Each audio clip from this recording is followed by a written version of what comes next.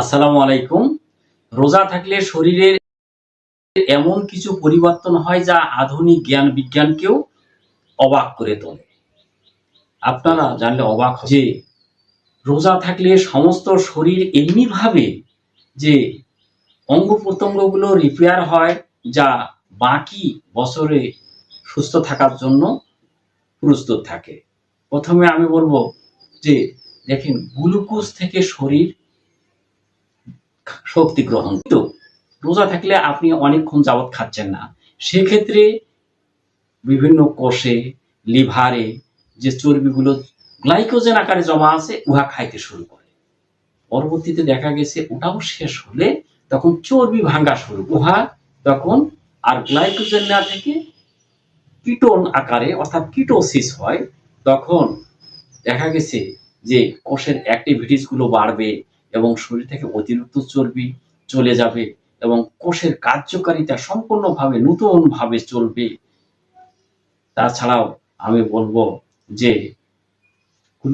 রোজা থাকা অবস্থায় ইনসুলিন কমে এবং ফ্যাট বার্নিং হয়। এর ফলে রোজায় শরীরে ইনসুলিন কমে যায়, এর ফলে ফ্যাট ভাঙ্গা সহজ হয়, ফলে রক্তে শর্করা নিয়ন্ত্রিত অবস্থায় থাকে এবং ভবিষ্যতে ডায়াবেটিস হওয়ার সম্ভাবনা একেবারেই কমে যাবে। তবে যারা ডায়াবেটিস রোগী তার ক্ষেত্রে বলবো যে তার ক্ষেত্রে ডাক্তারের পরামর্শ মতো চলতে পারেন আপনারা। আবার কোষ পরিষ্কার হয়ে যায়, যেটাকে আমরা অটোফেজি বলি। দীর্ঘক্ষণ না খাওয়ার ফলে যে আপনার মরা কোষের মধ্যে ময়লা আবর্জনা, রোগ জীবাণু সব পুড়ে একেবারে সাফ হয়ে যায় এবং নতুন ভাবে সবকিছু তৈরি হয়, যা একেবারে আপনাদের ভবিষ্যতে স্বাস্থ্য ঝুঁকি একবারেই কমিয়ে দিবে। আবার মস্তিষ্কের কর্মক্ষমতা বাড়ে।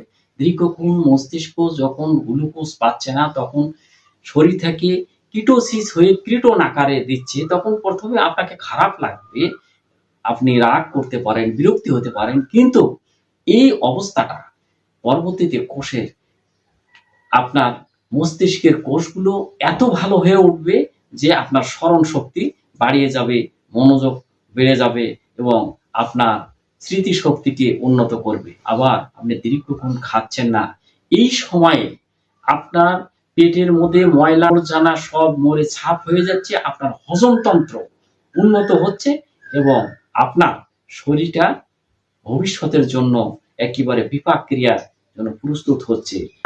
আবার অনেক সময় যে শরীরের মধ্যে কোষগুলো যখন মরে যায়, তখন খারাপ জিনিসগুলো নষ্ট হয়ে যায়, তখন